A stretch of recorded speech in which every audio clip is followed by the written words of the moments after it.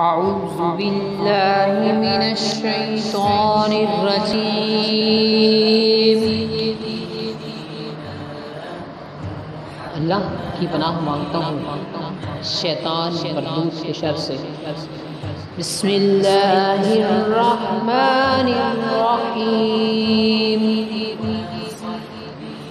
اللہ کے نام سے شروع جو بہت مہربان نہایت رحم والا ہے۔ سورۃ البقرہ آیت نمبر 8۔ وَمِنَ النَّاسِ مَن يَقُولُ آمَنَّا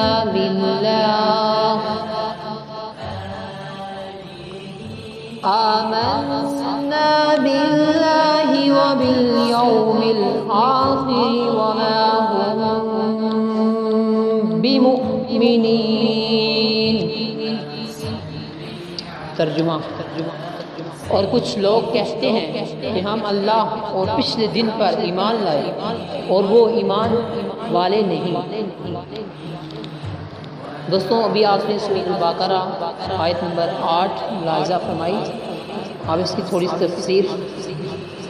وَمِنَ النَّاسِ مَن يَقُولُ، اور کچھ لوگ کہتے ہیں۔ اس سے پہلی آیات میں مخلص ایمان والوں کا ذکر کیا گیا جن کا ظاہر و باطن درست اور سلامت تھا۔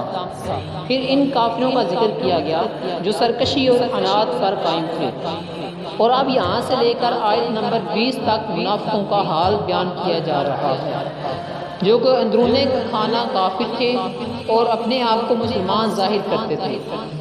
اس آیت کا خلاصہ یہ ہے کہ کچھ لوگ اپنی زبانوں سے اس طرح کہتے ہیں کہ ہم اللہ تعالیٰ پر اور آخرت کے دن پر ایمان لے آئے، حالانکہ وہ ایمان لانے والے نہیں ہیں، کیونکہ ان کا ظاہر ان کے باطن کے خلاف ہے، بلکہ حقیقت یہ ہے کہ وہ منافق ہیں۔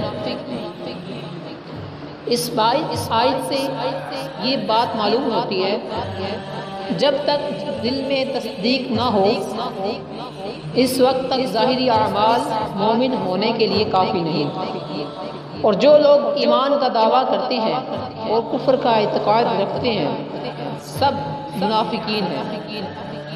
یہ اسلام اور مسلمانوں کے لیے کھلے کافروں سے زیادہ نقصان دہ ہیں۔ دوستوں، آج کے لیے اتنا ہی، ملیں گے انشاءاللہ نیکسٹ ویڈیو میں، تب تک کے لیے اللہ حافظ۔